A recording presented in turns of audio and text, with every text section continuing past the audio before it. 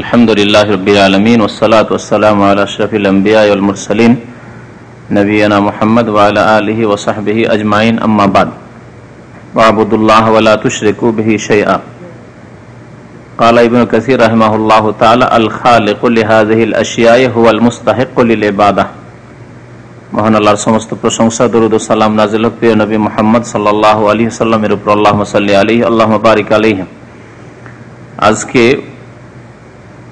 তিনটি মূলনীতি কিতাব থেকে গত সপ্তাহে আলোচনা করে যেখানে থেমেছিলাম সেখান থেকে আবার শুরু করছি। তা হচ্ছে ইবাদত সম্পর্কে এবং তার প্রকরণ সম্পর্কে। ইবাদত যে বহু প্রকারের রয়েছে তার কিছু বর্ণনা, যাতে আমরা বুঝতে পারি যে ইবাদত কি ধরনের এবং কোন কোন কাজগুলিকে ইবাদত বলা হয়। ইমাম ইবনে কাসির রাহমাতুল্লাহ আলাইহি বলছেন যে আল্লাহ পাক রব্বুল আলামিন সৃষ্টিকর্তা, আমাদের সৃষ্টিকর্তা, সমস্ত মাখলুকাত, সৃষ্টি জগৎ, আসমান জমিন, চাঁদ সূর্য, যেগুলির কথা গত সপ্তাহে উল্লেখ করা হয়েছে, এসব কিছুর খালেক, সৃষ্টিকর্তা, তিনি একমাত্র ইবাদতের হকদার, অধিকারী। যিনি সৃষ্টি করেছেন ইবাদত তার হবে। আর যারা সৃষ্টি করতে পারে না, সৃষ্টি করেনি, তাদের কেন ইবাদত হবে? তাদেরকে কেন সিজদা করব? তাদেরকে কাছে কেন দোয়া করব? তাদের কাছে কেন ফরিয়াদ করব? তো এই কথাটি যদি আমরা বুঝে নিই তাহলে আমাদের জন্য শিরক তাওহীদকে বোঝা খুব সহজ হয়ে যাবে। কারণ যারা কবর মাজারেও সিজদা করে তারাও এই কথা কোনোদিন বিশ্বাস করে না যে আব্দুল কাদের জিলানী আমাদের সৃষ্টি করেছেন। বিশ্বাস করে না। তারাও জানে যে সৃষ্টিকর্তা আল্লাহ। তো সৃষ্টিকর্তা যখন আল্লাহ, তাহলে ইবাদত একমাত্র আল্লাহর হবে।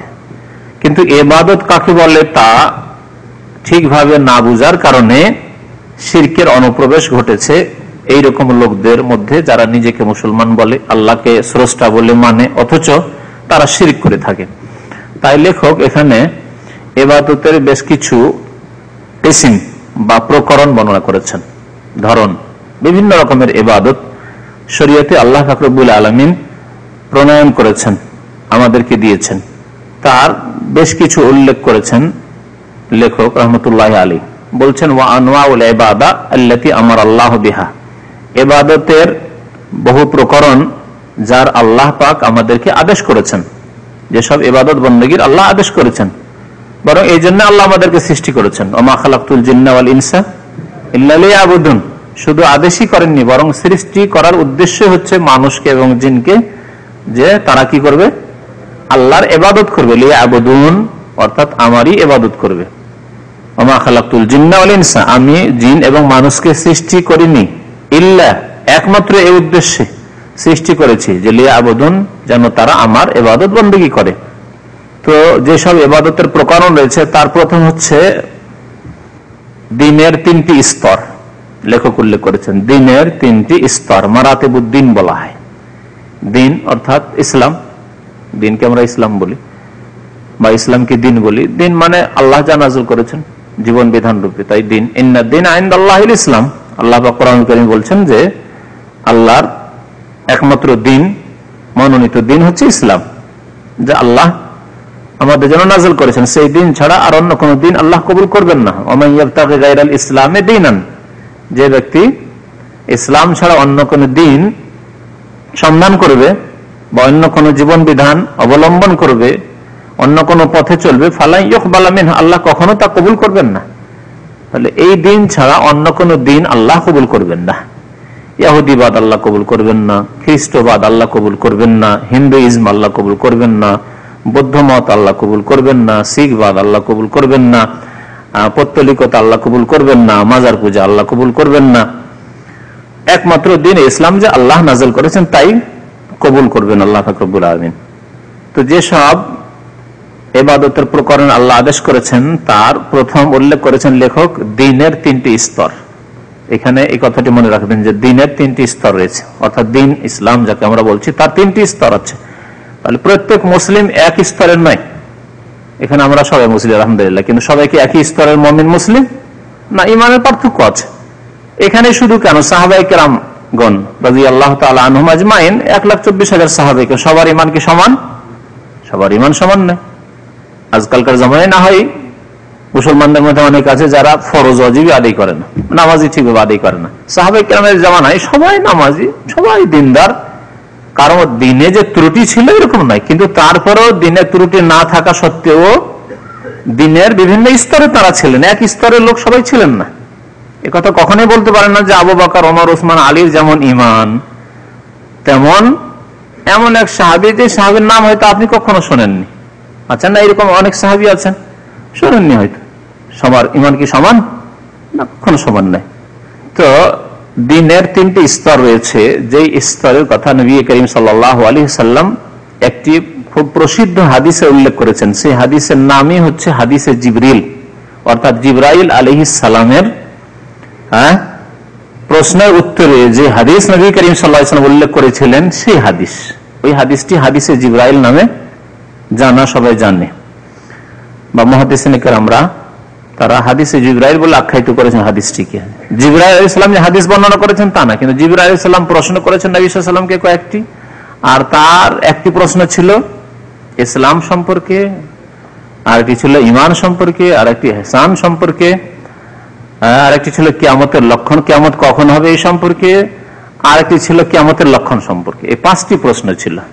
গোটা হাদিস খুব বড় হাদিস, তার সার কথা হচ্ছে যে পাঁচটি প্রশ্ন জিবরাইল আলাইহিস সালাতু সালাম করেছিলেন এবং নবী করিম সাল্লাল্লাহু আলাইহি ওয়াসাল্লাম তার উত্তর দিয়েছিলেন। ওই হাদিসে জিবরাইল আলাইহিস সালাম ইসলামের কথা জিজ্ঞাসা করেছেন, তখন নবী সাল্লাল্লাহু আলাইহি ওয়াসাল্লাম ইসলামের বাহ্যিক পাঁচটি ইসলামের স্তম্ভ বা খুঁটির কথা উল্লেখ করেছেন। ঈমানের কথা যখন উল্লেখ করেছেন, জিজ্ঞাসা করেছেন জিবরাইল আলাইহিস সালাম, তখন নবী করিম সাল্লাল্লাহু আলাইহি ওয়াসাল্লাম ছয়টি ঈমানের স্তম্ভ খুঁটির কথা উল্লেখ করেছেন, যেই ছয়টি স্তম্ভ বা খুঁটির সম্পর্ক হচ্ছে মানুষের অন্তরের সাথে, হৃদয়ের সাথে, বিশ্বাসের সাথে, আর বিশ্বাস অন্তর দিয়ে হয়। ইহসানের কথা অর্থাৎ নিষ্ঠার সাথে, নিষ্ঠার সাথে ইবাদত বন্দেগীর কথা যখন জিজ্ঞাসা করেছেন নবী করিম সাল্লাল্লাহু আলাইহি ওয়াসাল্লামকে জিবরাইল আলাইহিস সালাম, তখন তিনি উত্তর দিয়েছেন তার দুইটি স্তর বলে ইহসান সম্পর্কে। তো এই তিনটি কথা, ইসলাম এবং ঈমান ও ইহসান, এগুলি হচ্ছে ইবাদত। ইসলামের খুঁটি কয়টি বললাম? পাঁচটি। এই পাঁচটি খুঁটি বা স্তম্ভ, এগুলি ইবাদত নয় কি? প্রথমটি কি? একজন পরীক্ষা করার জন্য বলছি, একজন। কি বললেন? পেছনে বলছেন আরেকজন। কি বললেন? কি করতে হবে? ওটা বিশ্বাস করতে হবে না উচ্চারণ করতে হবে, পড়তে হবে? এই তো গোলমাল এখানে। আগে বললাম যে ঈমানের সম্পর্ক হৃদয়ের সাথে, বিশ্বাসের সাথে, আর ইসলামের সম্পর্ক হচ্ছে বাহ্যিক আমলের সাথে। কথা বলিনি একটু আগে? ভুলে গেলেন তো? ইসলাম যে কত সূক্ষ্ম এবং সূক্ষ্মভাবে শিখতে হবে, আর না হলে ইসলামের দিনে আপনার আমলে আকীদায় গরমিল হয়ে যাবে, গড়বড় হয়ে যাবে। ওই হয়েছে অবস্থা। আমাদের দেশের বহু লোক, যেহেতু তাদেরকে ভুল শিক্ষা দিয়ে রাখা হয়েছে বা অসম্পূর্ণ শিক্ষা দিয়ে রাখা হয়েছে। ইসলামের খুঁটি কয়টি? পাঁচটি। কি? কলেমা, নামাজ, রোজা, হজ, যাকাত। কলেমা প্রথম দিকে যখন একসাথে কয়েকজন বলেছিলেন, তখন এক দুজন কলেমাও বলেছেন, ওইটাই জানতে চাইছিলাম। তখন ওটাকে বললেন, আরেক ভাই বললেন লা ইলাহা ইল্লাল্লাহ। তখন জিজ্ঞেস করলাম যে লা ইলাহা ইল্লাল্লাহ কি, বিশ্বাস করতে হবে না উচ্চারণ করতে হবে? বললেন বিশ্বাস করতে হবে। বললেন কি করতে হবে? সাক্ষ্য দিতে হবে। সাক্ষ্য এখান থেকে না এখান থেকে? মুখে সাক্ষ্য দেওয়া হয়, ঠিক না? আপনি যে কোনো কথা আর কোনো কাজের সাক্ষী দেন, কোন একটা কেসে আপনি সাক্ষী দিতে গেছেন কোর্টে, তো সাক্ষী দেবেন অন্তর থেকে না জবান দিয়ে? জবান দিয়ে মুখে সাক্ষী দিবেন, কথা বললে যে এই জমি, জজ সাহেব এই জমি হচ্ছে অমুক ব্যক্তির, সাক্ষী দিলেন, তাহলে মুখ দিয়ে সাক্ষী দিলেন। জবান দ্বারা আপনার উচ্চারণ করে সাক্ষী দিলেন। অন্তর দিয়ে সাক্ষী হয় না, অন্তর দিয়ে বিশ্বাস হয়, অন্তর দিয়ে ঈমান হয়। ঈমান মানে বিশ্বাস। তাহলে ইসলামের যে ফাউন্ডেশন, ভিত, ঈমানের পিলার, ইসলামের পিলার, ইহসান, এই সম্পর্কে আমাদের সম্যক জ্ঞান নেই।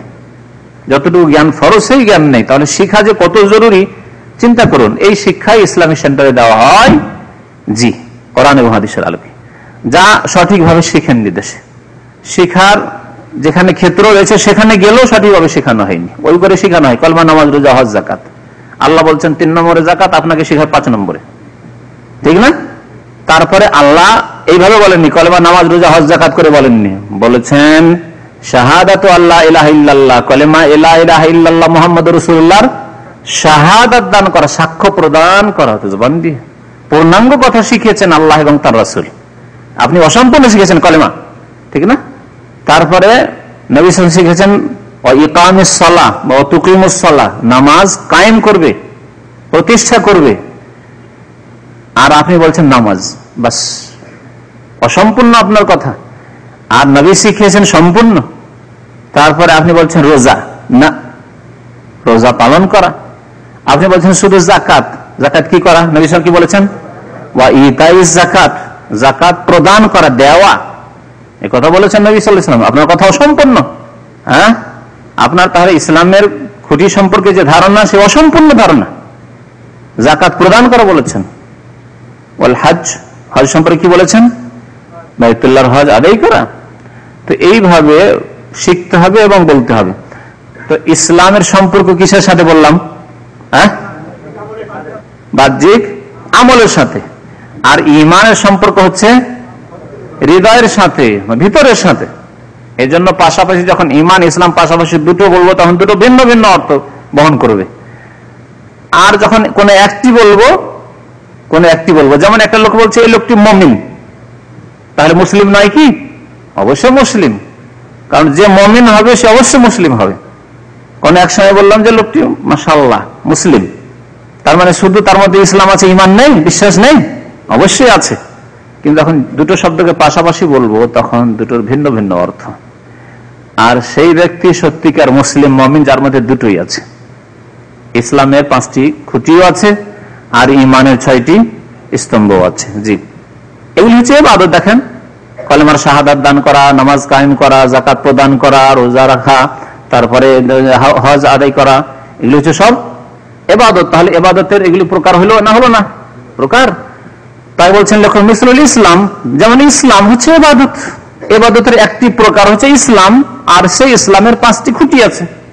ওয়াল ঈমান, এবং ইবাদতের একটি প্রকরণ হচ্ছে, একটি কিসিম হচ্ছে ঈমান, বিশ্বাস। ঈমান মানে তাসদীক, বিশ্বাস করা। তো এই ঈমানের কয়টি অঙ্গ আছে বললাম, বা কয়টি স্তম্ভ আছে? 6টি স্তম্ভ আছে। প্রত্যেকটি স্তম্ভ হচ্ছে আপনার ইবাদত। প্রথম হচ্ছে আল্লাহর প্রতি বিশ্বাস। না, আল্লাহর প্রতি বিশ্বাস করা কি ইবাদত নয়? আপনি যে বিশ্বাস করেন যে আল্লাহ এক ও একক, আল্লাহ আহাদ, আল্লাহর কোনো শরীক নেই, লা ইলাহা ইল্লাল্লাহ ওয়াহদাহু, তিনি এক ও একক, লা শারীকা লাহু, তার কোনো অংশীদার নেই, এই কথাই কি আপনি নেকির আশা রাখেন না? বরং এর মাধ্যমে মুক্তি আপনি হাসিল করতে চান। তাহলে এটি হচ্ছে ইবাদত, এ হচ্ছে ইবাদত। আল্লাহর প্রতি ঈমান হচ্ছে ইবাদত। ফেরেশতাগণের প্রতি ঈমান হচ্ছে ইবাদত, কারণ এর মাধ্যমে আল্লাহ সন্তুষ্টি হাসিল করবেন। যদি আপনি ফেরেশতাকে বিশ্বাস না করেন, আমি না দেখে বিশ্বাস করি না, তাহলে আপনি মুমিন না কাফের, মুশরিক, বেদিন। তাহলে ঈমান বিল্লাহ, ঈমান বিল মালায়েকা, ফেরেশতাগণের প্রতি বিশ্বাস, তারপরে আল্লাহর কিতাবগণের প্রতি বিশ্বাস, কিতাবের প্রতি বিশ্বাস, আল্লাহর রাসূলগণের প্রতি বিশ্বাস, এগুলো হচ্ছে সব ইবাদত। এগুলো ইবাদতের কিসিম। আর পরকালের প্রতি বিশ্বাস হচ্ছে ইবাদত, কারণ পরকালের প্রতি বিশ্বাস আপনার উপর আল্লাহ ফরজ করেছেন, যে বিশ্বাস আপনি করবেন। এই বিশ্বাস না করলে আপনি মুমিন হতে পারবেন না, মুসলিম হতে পারবেন না। আপনি কাফের হয়ে যাবেন যদি আপনি জান্নাতকে অস্বীকার করেন, জাহান্নামকে অস্বীকার করেন, হিসাব নিকাশকে অস্বীকার করেন, দাড়ি পাল্লা, নেকির ওজনকে, আল্লাহ বা গুনার ওজনকে যদি অস্বীকার করেন, আল্লাহ হিসাব নিবেন, জবাবদেহি করতে হবে, অস্বীকার করেন বা সন্দেহ করেন, তাহলে মুসলিম হতে পারবেন না, কাফের। এগুলো হচ্ছে সব ইবাদত, ইবাদতের প্রকরণ। তারপরে তাকদীরের প্রতি বিশ্বাস, কি হচ্ছে ইবাদত। তাকদীরের প্রতি বিশ্বাস আছে, সুতরাং আপনার জীবন ভিন্ন, আরেকজনের তাকদীরের প্রতি বিশ্বাস নেই, সেই জন্য তার জীবন দেখেন পশুর মতো জীবন। খেতে পেলে খুব খুশি, আর না পেলে একেবারে আর জীবন রাখবো না, বিষ খেয়ে মরে যাব, আর এই জীবন রাখে খেয়ে লাভ নেই। কিন্তু আপনার উপর যতই মুসিবত আসুক, যেহেতু আপনি তাকদীরের প্রতি বিশ্বাস রাখেন যে আল্লাহ যা ভাগ্যে রেখেছেন তার উপর সন্তুষ্টি প্রকাশ করতে হবে, এটি আমার ফরজ, আপনার ইবাদত এটি। ইসলাম, ঈমান, এবং তৃতীয় হচ্ছে, একটি কথা এর আগে বলেছি যে এগুলি হচ্ছে দ্বীনের স্তর, মারাতিবুদ্দিন। দ্বীনের প্রথম স্তর হচ্ছে বাহ্যিক আমল। বাহ্যিক আমল হচ্ছে দ্বীনের প্রথম স্তর। প্রথম স্তর হচ্ছে ইসলাম, মানে বাহ্যিক আমলগুলি। দ্বিতীয় স্তর হচ্ছে ঈমান, অন্তরের এই 6টি পিলারের প্রতি অকাট্য বিশ্বাস, দৃঢ় বিশ্বাস, যাতে কোন রকমের সন্দেহ না থাকে। তৃতীয় সর্বোচ্চ স্তর হচ্ছে ইহসান, অর্থাৎ নিষ্ঠার সাথে ইবাদত বন্দেগী করা। খুব সহজ ভাষায় ইহসানের অর্থ হচ্ছে নিষ্ঠার সাথে, নির্ভেজাল, নিখুঁত আল্লাহর ইবাদত বন্দেগী করা। সে সম্পর্কে নবী কারীম সাল্লাল্লাহু আলাইহি ওয়াসাল্লাম বলেছেন যে এমন ভাবে আল্লাহর ইবাদত করেন, তা আবুদাল্লাহ, আল্লাহর ইবাদত করো যে কান্নাকা তারাহু, যেন আল্লাহকে সামনে দেখতে পাচ্ছ। যেন বলেছেন, আল্লাহকে দেখতে পাচ্ছ এই কথা বলেনি, যেন আল্লাহকে দেখার মতো, যে আল্লাহকে দেখে যেমন সিজদা করতে তুমি দোয়া করতে, ঠিক তেমন আল্লাহকে দেখে যেমন ভয় করতে, তেমন আল্লাহকে না দেখে ভয় করো, তেমনের কথা বলেছেন, ঠিক না? আপনার সামনে বাবা মা যদি দাঁড়িয়ে থাকে, তো আপনি কোন হারাম কাজ করতে সাহস করবেন? জেনা ব্যভিচার, হ্যাঁ, সিগারেট, ধূমপান করা পারবেন? গাঁজা খাওয়া, এসব পারবেন? আমাদের দেশের মানুষ তাস খেলা পারবে না। এইসব কাজ যদি বাবা মার সামনে না পারেন, তাহলে আল্লাহ রাব্বুল আলামিনের সামনে আপনি এমন ভাবে ইবাদত বন্দি করবেন, অর্থাৎ আপনি একজন মুসলিম, আপনার ইসলামী জীবন যাপন করবেন যেন আল্লাহকে আপনি দেখছেন, আল্লাহ সামনে। তাহলে আপনার দ্বারা কি করে পাপ হইতে পারে? যদি এই স্তরে আপনি এসে এত সুন্দর ইবাদত বন্দি করেন, তা আপনার দ্বারা পাপ হতেই পারে না, অন্যায় হতে পারে না। যদি ঈমান এত উচ্চ স্তরে না পৌঁছে যে আল্লাহকে দেখার মতো করে ইবাদত বন্দি করছেন, তাহলে কমের পক্ষে এতটুকু ধারণা রাখুন যে ফাইন্নাহু ইয়ারাক, ফাইনলাম তখন তারাহু ফাইন্নাহু ইয়ারাক, তাহলে কমের পক্ষে এতটুকু ঈমান রাখো যে আল্লাহ তোমাকে, তুমি দেখতে পাচ্ছ না, দেখার মতো তোমার এইরকম হচ্ছে না, অবস্থা তৈরি হচ্ছে না, তাই আল্লাহ তোমাকে প্রত্যক্ষ করছেন, দেখছেন, এই ঈমান রেখে আল্লাহর ইবাদতবন্দি কর। আপনি গ্লাসের ঘরে আছেন, এগুলো গ্লাসের ঘর, এই পর্দাগুলো সরিয়ে সব গ্লাসের ঘর, ঠিক না? রাস্তাতে আপনি বা পাশের রুমে, গ্লাসের ঘরের পাশাপাশি রুম, আমাদের অফিসগুলি যেমন আছে, এক অফিস থেকে অন্য অফিস সবগুলি দেখা যাচ্ছে, কিন্তু একটানা সবগুলি অফিস দেখা যাবে, একদিক থেকে এদিক থেকে ওই দিক। গ্লাসের ঘরে এক রুমে আপনি আছেন, আপনি আছেন। এখন আজকাল এইরকম গ্লাস তৈরি হয়েছে, তাও জানেন যে একদিকের লোক দেখতে পাচ্ছে, অন্যদিকের লোক কিন্তু দেখতে পায় না, ঠিক না? আছে না নেই? তাহলে আপনি এমন ঘরে আছেন যেই ঘরে থেকে আপনি আপনার বাবা মাকে দেখতে পান না, কিন্তু আপনার বাবা মা এমন জায়গায় আছে যেখান থেকে ও গ্লাস থেকে দিয়েই আপনাকে দেখতে পাচ্ছে। যদি আপনার জানা থাকে যে এই গ্লাস কিন্তু বিপজ্জনক গ্লাস, মা বাবা আমাকে দেখছে, আমি দেখতে পাই না, ঠিক না? এই একটি উদাহরণ। আর একটি উদাহরণ, আজকালকার হাসপাতালে, জেলখানায়, জেলে আমরা যে বক্তব্য যাই, সেখানে আমরা হয়তো যারা জানি না, মোটা খাই, মোটা বুঝি, খোঁজ খবর রাখি না। ব্যাংকে সামান্য ব্যাংকে যান, আপনি যখন ঢুকছেন দরজার বাইরে আছেন, তখন থেকে ব্যাংকে কিন্তু কম্পিউটারে শো করছে, একজন তো কম্পিউটার নিয়ে সবসময় বসে আছে, খেয়াল করবেন। জেলে আমরা ঢুকছি, পুরো জেলে কোথায় কি কয়েদি কোন রুমে কি করছে না করছে, কে ঢুকলো, কে বেরোলো, কে কোনখানে, কেউ দেওয়ালের উপর উঠছে নাকি, ওই কম্পিউটারে কিন্তু সব দেখা যাচ্ছে, বসে বসে দেখছে। তাহলে যদি আপনার জানা থাকে যে আমি দেখতে পাই না যারা আমার ওপর কি করছে, রক্ষণাবেক্ষণ করছে, হ্যাঁ, আমার উপর পাহারা দিচ্ছে, কিন্তু পাহারাদার আমাকে দেখছে, তাহলে আপনি অন্যায় কাজ করতে পারবেন? অন্যায় কাজ করতে পারবেন না। তাহলে কমের পক্ষে এতটুকু আপনার ঈমান হোক যে আপনি আল্লাহকে দেখতে পাচ্ছেন, এইরকম অবস্থা তৈরি হয় না, কিন্তু আল্লাহ পাক আপনাকে দেখছেন। দুনিয়ার যদি আমরা এই কম্পিউটারকে ভয় করি, ক্যামেরা লাগানো রুমে থাকা অবস্থায় ভয় করি, যদি আমরা এই অবস্থায় থাকি যে না, গ্লাস থেকে উনি দেখতে পাচ্ছেন, অফিসার দেখতে পাচ্ছেন, আমার বাবা মা দেখতে পাচ্ছেন, আমি দেখতে না পেলেও তাই এত ভয় করি, এত সতর্ক থাকি, তা আল্লাহ পাক যিনি সৃষ্টিকর্তা, যিনি রব্বুল আলামিন, যিনি সবকিছুর মালিক, যার ক্ষমতার বাইরে পালাবার কোনো উপায় নেই, তাকে কতটুকু ভয় করা উচিত। তাহলে আমাদের ঈমান কত সুন্দর হয়ে যেত যদি এরকম ভয় ভীতি থাকতো। তো এ হচ্ছে ইহসান, এটি হচ্ছে উচ্চ স্তর দ্বীনের। তাহলে এই তিনটি স্তর বলা হয়েছে, ইসলাম, ঈমান, ইহসান।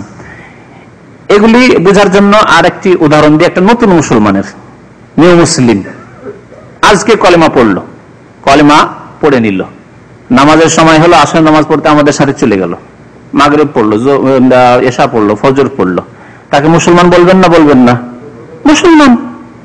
তার অন্তরে ঈমান মানে বিশ্বাস, আল্লাহর প্রতি বিশ্বাস, কিতাবের প্রতি বিশ্বাস, কোরআনুল কারীমের প্রতি বিশ্বাস, রাসূলের প্রতি বিশ্বাস, পরকালের প্রতি বিশ্বাস, তাকদীরের প্রতি বিশ্বাস, মালায়েকা ফেরেশতাদের প্রতি বিশ্বাস ইত্যাদি আছে কি না আছে আপনি খোঁজ রাখেন?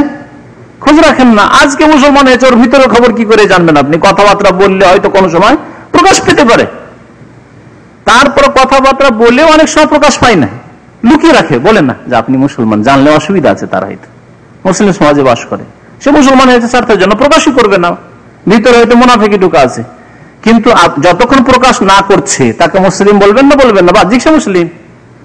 তাহলে ইসলাম হচ্ছে প্রথম স্তর, কলেমা পড়ে নিয়েছে, নামাজ পড়ছে, মুসলিম। দ্বিতীয় স্তর হচ্ছে উচ্চ স্তর হচ্ছে অন্তরের বিশ্বাসগুলি খুব মজবুত। এ সম্পর্কে আমাদের জানার কোনো ক্ষমতা নেই, কিছু লক্ষণ ছাড়া, বাহ্যিক লক্ষণ ছাড়া জানার কোনো ক্ষমতা নেই। নবী সাল্লাল্লাহু আলাইহি ওয়াসাল্লাম বলেছেন, আল শাকাক্তা কালবাহু, তুমি কি তার অন্তরকে ফেরে দেখেছো? কারো অন্তরকে ফেরে দেখেছেন যে মুসলমান না মুসলমান নয়? নামাজ পড়ছে মুসলমান, কোরআন পড়েছে, নামাজ পড়ে মুসলমান, বাহ্যিক আমল করছে, রমজান মাসে এসছে, রোজা রাখে মুসলমান, যাকাত দেয় মুসলমান, হজে এসছে মুসলমান। তাহলে ঈমান, ইসলামের পরে হচ্ছে ঈমানের স্তর, আর তারপরে উঁচু স্তর হচ্ছে কি? ইহসান। ইহসান সম্পর্কে আরেকটি কথা বলে সতর্ক করে দিই, পীরপন্থী বা পীরেরা, ভণ্ডরা, আসলে ভণ্ড, পীরে আর ভণ্ড আর গের ভণ্ড দুই রকম ভাগ নেই কিন্তু বাংলাদেশে, যে হক্কানি পীর আর ভণ্ড পীরে দুই ভাগ করা হয়েছে না, সবগুলি ভণ্ড। কারণ এই পীরতন্ত্রের ধর্ম ইসলামে আসেনি, মা আনজালাল্লাহু বিহা মিন সুলতান, আল্লাহ নাযিল করেননি। সুতরাং পীরেরা কি বলে যে আমরা যে তাসাউফের কাজকর্ম করছি, আমরা যে মানুষকে আধ্যাত্মিক শিক্ষা দিচ্ছি, এটি হচ্ছে ইহসান। মিথ্যা কথা, সেটি ইহসানের শিক্ষা নয়, সেটি মানব রচিত বিধান।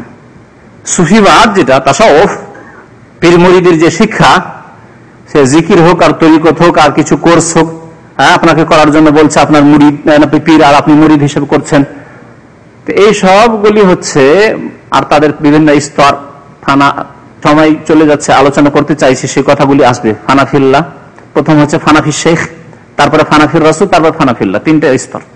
প্রথম ফানাফি শেখ মানে পীরে ফানা হইতে হবে, নিজেকে বিলীন করে দিতে হবে পীরের মধ্যে। তারপরে ওর থেকে উন্নতি করে তখন রসুলে নিজেকে ফানা বিলীন করতে হবে। তারপরে ওর চাইতে উন্নত হয়ে কি করতে হবে? ফানাফিল্লাহ, আল্লাহতে নিজেকে বিলীন করে দিতে হবে। যেমন মানুষের আল্লাহ আল্লাহ বিলীন করে দিয়েছিল, বলছেন আন আল্লাহ, মানে আল্লাহতে নিজেকে বিলীন করে দিয়ে আমার অস্তিত্ব তো নেই। এত বড় কুফরি কথা আমার সম্পর্কে না বলে ওই কাফের মানুষের হাল্লাজ আর মুরতাদদের কথাই বলি। হাল্লাজ বলছে, কারণ এত কুফরি কথা নিজের সাথে উদাহরণ দিয়ে বলাই উচিত নয়। বলছে নিজেকে যখন বিলীন করে দিয়েছে, আমার কোনো অস্তিত্ব নেই, তো আনাল হক, আমি খোদা, আমি হাল্লাজ, আমি খোদা, আমি আল্লাহ, আনাল হক। বুঝতে পেরেছেন? আর বিদআতপন্থী হুজুররা পার্থক্য করে দিল যে ফেরাউন আনাল হক বলেছে আর হোসেন মানসুর হাল্লাজ আনাল হক বলেছে, কিন্তু দুটোতে আসমান জমিন পার্থক্য। ফেরাউন কাফের জাহান্নামী, আর হোসেন মানসুর হাল্লাজ একেবারে ওলিদের ওলি, সুলতানুল আউলিয়া। কিরকম অবিচার! আজকে সারা দেশে সাম্য সাম্য সাম্য, সাম্যর ডাক উঠেছে, সমান অধিকার, নারী পুরুষকে সমান করতে চায়। আর হোসেন মানসুর হাল্লাজ আর ফেরাউন একই কথা বললো, এই সাম্য কোথায় ভুলে গেল? এই সাম্যর কেন শিক্ষা দেওয়া হয় না? এই সাম্য শেখাও, দুটোই সমান। একজন মূর্তিকে সেজদা করছে, একজন কবর মাটিকে সেজদা করছে, 3.5 হাতের কবরকে সেজদা করেছে, মাজারকে সেজদা করেছে, পার্থক্য কোথায়? এখানে সাম্য কোথায় গেল? এই সাম্য শিক্ষা দিতে হবে না? ইসলাম, ঈমান, ইহসান, ইহসান সম্পর্কে নবী করিম সাল্লাল্লাহু আলাইহি ওয়াসাল্লাম যা বলেছেন তাই। ইসলাম অর্থাৎ ইসলামের 5টি স্তম্ভকে সম্পন্ন করে, ঈমানটা সুন্দর করে, তারপরে এমন নিষ্ঠার সাথে ইবাদত বন্দেগী করুন, অর্থাৎ আপনি একজন মুসলিম হয়ে জীবন যাপন করুন যে যেন আল্লাহকে দেখলে ধরে নেন যে আল্লাহকে সামনে পেয়ে গেলে কেমন ইবাদত বন্দেগী করতেন আপনি। আল্লাহ যিনি আকবার, সবচাইতে বড়, সবকিছুর চাইতে বড়, আল্লাহর বিশাল সৃষ্টি, সূর্য, 7 আসমান, 7 জমিন, আল্লাহ রাব্বুল আলামিনের জাতের সামনে আরশ, কুরসি ক্ষুদ্র। আল্লাহ কোরআনে বলছেন 7 আসমান আল্লাহ পাক রব্বুল আলামিনের ডান হাতে সংকুচিত এক মুঠে থাকবে, এক মুষ্টিতে। সেই আল্লাহর কথা চিন্তা করুন, সেই আল্লাহ যিনি 7 আসমানকে এক মুষ্টিতে নিয়ে থাকবেন কাল কিয়ামতে, আর বলবেন আনাল মালিক, আমি হচ্ছি মালিক, আমি হচ্ছি বাদশাহ, অধিপতি। আইনাল মুলুক, আইনা মুলুকুল আরদ, পৃথিবীর বাদশাহ রাজাগুলি কোথায়? পৃথিবীর রাষ্ট্রপতি আর প্রধানমন্ত্রী কোথায়? ফেরাউন কোথায়? সেই আল্লাহকে যদি সামনে পেয়ে যেতেন, তাহলে কেমন করে ইবাদত বন্দেগী করতেন আপনি? তার সামনে সিজদায় পড়ে যেতেন, যতক্ষণ আল্লাহ না উঠতে বলতেন, উঠতেন কি? যদি আপনি মুসলিম হন তাহলে চিন্তা করুন। তো ওই রকম ইবাদত বন্দেগী করো যে যেন তুমি দেখছো আল্লাহ পাকে। আর এই অবস্থা যদি তৈরি না হয় তোমার ইমানের উচ্চ স্তর যেটি দিনের, তাহলে কমের পক্ষে আল্লাহ তোমাকে দেখছেন এই খেয়াল রেখে জীবন যাপন করো। কথার এদিকে আর বাড়াচ্ছি না। এই 3টি হচ্ছে ইবাদতের প্রকরণ, প্রথম লেখক বর্ণনা করলেন। ওয়ামিনহু দুআ, আর ইবাদতের একটি প্রকরণ হচ্ছে দুআ। তাহলে দুআ হচ্ছে আল্লাহ পাক রব্বুল আলামিনের ইবাদত। দুআ মানে কি? শাব্দিক অর্থ দুআ মানে ডাকা, আহ্বান করা। দোয়া মানে হচ্ছে আহ্বান করা, দোয়া মানে ডাকা, কি হচ্ছে ইবাদত। দোয়াকে উলামায়ে কেরামরা দুই ভাগে ভাগ করেছেন, একটি হচ্ছে দোয়া মাসআলা, মানে চাওয়ার দোয়া, চাওয়ার জন্য ডাকা, কোনো কিছু চাওয়ার জন্য আহ্বান করা। আর একটি হচ্ছে দোয়া ইবাদা, ইবাদতের দোয়া। ইবাদত দোয়া হচ্ছে যে আল্লাহ পাক রব্বুল আলামিনের সামনে ইবাদত আপনি পেশ করছেন, ইবাদতের জন্য। এই যে দোয়া ডাকছেন কিসের জন্য? আল্লাহকে সন্তুষ্ট করার জন্য, আল্লাহর কাছে পাওয়ার জন্য জান্নাত, জাহান্নাম থেকে মুক্তির জন্য। বিনয়ী হয়ে খুশু খুজুর সাথে নিজেকে অসহায় দুর্বল মনে করছেন এবং আল্লাহ পাক রব্বুল আলামিনকে আহ্বান করছেন, ইয়া আল্লাহ, জি আল্লাহুম্মা, হে আল্লাহ, আল্লাহুম্মা বলে ডাকছেন, হে আল্লাহ, আল্লাহুম্মা হে আল্লাহ, হে আল্লাহ ডাকলেন। তো এটা হচ্ছে আহ্বান, এটা হচ্ছে দোয়া ইবাদত। কোনো কিছু আল্লাহর কাছে চাইলেন না, বলছেন আল্লাহুম্মা, হে আল্লাহ, ইয়াকা না'বুদু, আল্লাহুম্মা হে আল্লাহ, ইয়াকা না'বুদু, একমাত্র তোমার ইবাদত বন্দেগী করি। ডাকলেন আল্লাহকে, তারপরে বলছেন ইয়াকা না'বুদু, আল্লাহর কাছে কিছু চাইলেন না, আল্লাহ সব ইবাদত বন্দেগী তোমার করি। এটা হচ্ছে আহ্বান কিসের জন্য? ইবাদত করার আহ্বান, বিনয়ী হয়ে আল্লাহর দরবারে ইবাদত বন্দেগী পেশ করা। আর দোয়া মাসআলা মানে চাওয়ার জন্য আহ্বান করা। চাওয়ার জন্য আহ্বান করাকে উলামারা দুই ভাগে ভাগ করেছেন। চাওয়ার জন্য আহ্বান, যদি এমন কিছু চাওয়া হয় যেটি সাধারণত মানুষ দিতে পারে না, সেটি আল্লাহর জন্য খাস। জীবিত মানুষও দিতে পারে না, মৃত দূরের কথা, জীবিত মানুষ, কোন মানুষ দিতে পারে না। এমন কিছু চাওয়া যদি হয়, এটি হচ্ছে ইবাদত। এবং এই যদিও চাইছেন আপনি তার কাছে, কিন্তু এটি যেহেতু সে দিতে পারে না, সুতরাং তার কাছে চাওয়া যাবে না, একমাত্র কার কাছে চাইতে হবে? আল্লাহর কাছে। কিন্তু দেখছেন যে আমি কোন ব্যক্তিকে আহ্বান করছি, দোয়া মানে ডাকছি, তাকে ডাকছি কোনো কিছু চাওয়ার জন্য, ইবাদতের জন্য না, কোনো কিছু চাওয়ার জন্য, আর সেটা সে দিতে পারবে, যে জিনিসটি চাইছি, যে বস্তুটি চাইছি তা দিতে পারবে, তাহলে তার কাছে চাওয়া যাবে না? যাবে না। যেমন আপনি একজন ক্ষুধার্ত ব্যক্তি আর বলছেন কোন ব্যক্তিকে যার কাছে খাবার আছে, খাবার পাকশাক করে প্রস্তুত রেখেছে, বা পয়সাওয়ালা মানুষ, বলছেন যে ইয়া আখি, ইয়া আখিটা ডাক নয়? হ্যাঁ, ডাক। দোয়া, এটি হচ্ছে দোয়া, আহ্বান করা, হে ভাই, ইয়া হেলাল, হে হেলাল, ইয়া মাহমুদ, হে মাহমুদ। এটি হচ্ছে আহ্বান, ডাকছেন তাকে, হে ভাই, হে মুসলিম ভাই, ও চৌধুরী সাহেব, আতএমনি, আনা যায়, আমি ক্ষুধার্ত, আমাকে অন্ন দান করুন, আমাকে খেতে দিন। আহ্বান করলেন, দোয়া। ইয়া আখি বললে, বা হে চৌধুরী সাহেব বললে, হে মহাজন সাহেব বললে, আর আমাকে খেতে দেন, এটা হচ্ছে আপনার চাওয়া, মাসালা, সওয়াল করা, চাইলেন। এটি জায়েজ না জায়েজ নয়?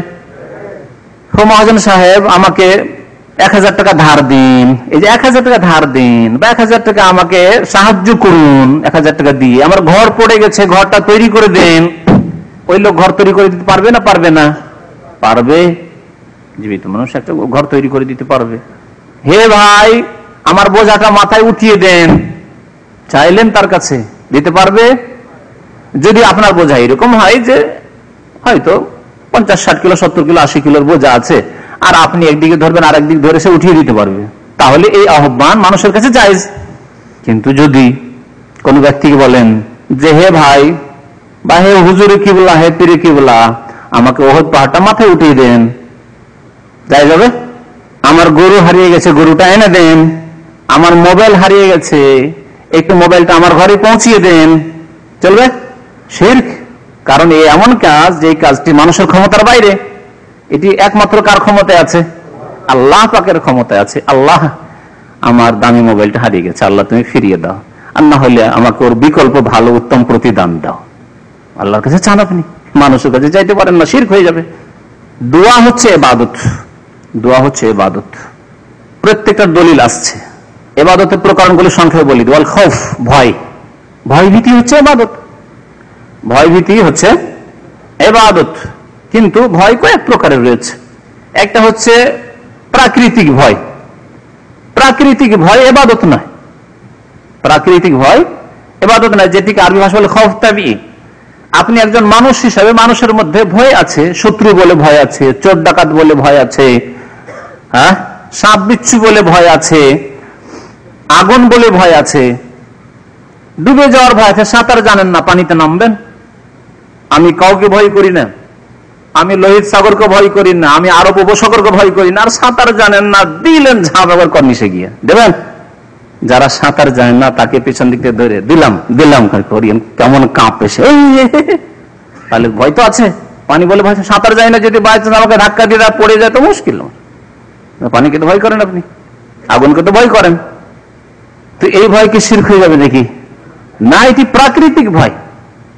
মুসা আলাইহিস সালামের লাঠি যখন আল্লাহ বললেন, হ্যাঁ, আলকা আসাকা, লাঠিটা ফেলো মাটিতে, যখন ফেলে দিলেন, ফালাম্মা রাআহা তাহতাজ্জু, লাঠি কোথায় থাকবে, লাফ দিয়ে উঠেছে ঠ্যাং তুলে, একেবারে অজগর সাপ, সবানুম মুবিন, অজগর সাপ। ভয় পাবেন না, মানুষই সব মানুষ। নবীগঞ্জে মানুষ হতেন, নূরের তৈরি নয়, আমাদের দেশের শিরকি কথা। হ্যাঁ, নূরের তৈরি মানুষ, আদম সন্তান, প্রাকৃতিক ভয় আছে। তাই মুসা আলাইহিস সালাম এমন ভয় পেয়েছেন, নিজের লাঠি সাপ হয়েছে, ও খেয়ালই নেই, সাপ থাকা যায়, পালাতে শুরু করেছেন। আল্লাহ কোরআনে স্বয়ং বর্ণনা করছেন, ওয়াল্লা মুদবিরান, পিঠ দেখিয়ে, লাঠি ওই যে সাপ হয়েছে, সাপকে পিঠ দেখিয়ে পিঠ ফিরিয়ে পালাতে শুরু করেছেন। পালাতে বা পালানো দুই প্রকার। যদি দেখে যে না, আমার যে শত্রু তাড়াচ্ছে, ও ধরতে পারবে না সহজে, দেখে আর পালায়, তাই না, দেখছে একটু করে আর পালাচ্ছে। আর যদি দেখে যে শত্রু জবরদস্ত আছে, ওরে বাপরে, একেবারে আপ্রাণ চেষ্টা করে পালাতে হবে, নাহলে বাঁচা যাবে না, তাহলে ঘুরে দেখছে না, এদিক সেদিক ঘোরাঘুরি নাই। আল্লাহ বলছে ওয়ালাম ইয়াক্কির, একবার ফিরেও দেখছে না যে কি অবস্থা, একটু দেখি। ওয়ালাম ইয়াক্কির, ফিরেও দেখছেন না, তিনি এত ভয় পেয়েছেন। তো শিরক নাকি? নাই, শিরক নয়, এটি প্রাকৃতিক ভয়। তবে কেমন ভয় শিরক হবে? যে ভয় এইরকম প্রাকৃতিক ভয় নাই। বাবা মার ভয়, যদি দুষ্টামি করি, বদমাইশি করি তো মারি দিবে, হ্যাঁ, বা বাড়ি থেকে তাড়িয়ে দেবে, এগুলি তো ভয়। কিন্তু এগুলি ভয় হচ্ছে প্রাকৃতিক ভয়। আর ইবাদতের ভয় হচ্ছে কেমন? এমন ভয় যেই ভয়ের কারণে ও চোখের আড়ালে থাকলো ভয়, চোখের সামনে নয় যে আমার ক্ষতি করে দিবে, এরকম কিছু না, চোখের সামনে থাকলে আমাকে ধরে নিবে, মেরে দিবে, এইরকম কিছু না। এটি হচ্ছে খৌফ ইবাদতের ভয়। কেমন? আমার বাবা যেতেন আটরশি, আমার বাবা মুরিদ ছিলেন চরমনাইর, যদি আমি না যাই তো পীর যদি অসন্তুষ্ট হয়ে যায় তো সর্বনাশ করে দেয়, আমার ছেলে মেয়ে সব মরে যাবে। হ্যাঁ, এই ভয় কেমন? এটা তো একটা ভয়, ঠিক না? আমার বাবা চাদর চড়িয়ে আসতেন আর আমি যাই না, গতবার যাইনি, এবারও যদি না যাই তাহলে পীর কি বলে ক্ষতি করে দেবে। আমার বাবা আজমের যেতেন আর আমি যাই না, ক্ষতি হয়ে যাবে। খাসি মোরগ নিয়ে যেতেন, আমি যাই না, ক্ষতি হয়ে যাবে। অসন্তুষ্ট হয়ে গেলে অসুবিধা আছে, ক্ষতি হয়ে যাবে। এই যে ভয়, এই ভয় হচ্ছে শিরকের ভয়, ইবাদতের ভয়। এমন ভয় যেই ভয় হচ্ছে ইবাদতের ভয়। তাই লেখক অনেকগুলি ভয়ের প্রকরণ বর্ণনা করেছেন, তার মধ্যে একটা বলছেন খৌফুল ইবাদা। খৌফুল ইবাদা কেমন? ইবাদতের ভয়, যে এই ভয় আবার ভয়ের মাধ্যমে আল্লাহ সন্তুষ্টি, যে পীর কিবলাকে ভয় করি আমি মাজারের যে আল্লাহর ওলি আছেন, ও আল্লাহর ওলি যে শুয়ে আছেন মাজারে, তাকে ভয় করি, এর মাধ্যমে আল্লাহ সন্তুষ্টির কামনা, আল্লাহকে সন্তুষ্ট করার উদ্দেশ্য। এইরকম যদি ভয় আল্লাহ ছাড়া অন্যের জন্য হয় তাহলে এর নাম শিরক। এই ভয় একমাত্র আল্লাহর জন্য হইতে হবে। কেমন? আল্লাহর জন্য একমাত্র হইতে হবে এই ভয়। কেমন? আমি গায়রুল্লাহর উদাহরণ দিলাম। মাজারে বাবা যেতেন, মা যেতেন, আমি যদি না যাবো, বাবা মা যেতে চাইছে, তাদেরকে যদি বাধা দিয়ে না যেতে দিতি, তাহলে পীর কিবলা তো জেনে নেবেন অন্তরের খবর যে আমি বাধা দিচ্ছি, আমার মা বাবাকে আসতে দিনি, তাহলে অসুবিধা আছে, আমারই অসুবিধা আছে। এই ভয় একমাত্র আল্লাহর জন্য হইতে হবে, যে আমি যদি আজকে ফজর নামাজ না পড়ি তাহলে আল্লাহর গজব হয়ে যেতে পারে। কারণ নবী সাল্লাল্লাহু আলাইহি ওয়াসাল্লাম, যে ব্যক্তি ফজর নামাজ পড়লো সে আল্লাহর হেফাজত সারাদিন। আমি আজকে ফজর নামাজ পড়িনি, কি জানি রাস্তায় বেরিয়েছি, অ্যাক্সিডেন্ট হয়ে যেতে পারে, আল্লাহর গজব হইতে পারে, আল্লাহর আযাব আসতে পারে।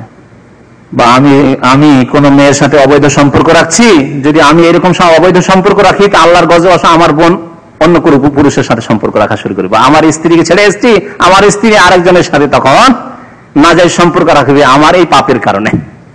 আর এগুলি হয়, আপনার চরিত্র যদি খারাপ হয় তো আল্লাহ দুনিয়াতে এইরকম শাস্তি দিয়ে থাকেন। আপনি কোন মেয়ের সাথে নাজায়েজ সম্পর্ক রাখছেন, হয় আপনার বোন কারোর সাথে নাজায়েজ সম্পর্ক রাখে, অথবা আপনার মা খালা কেউ রাখবে, আর না হয় আপনার স্ত্রী রাখবে, না হলে আগামীতে কিছুদিন পরে আল্লাহ শাস্তি দেবেন আপনার মেয়ে অবৈধ সম্পর্ক রাখবে অথবা ধর্ষিতা হবে।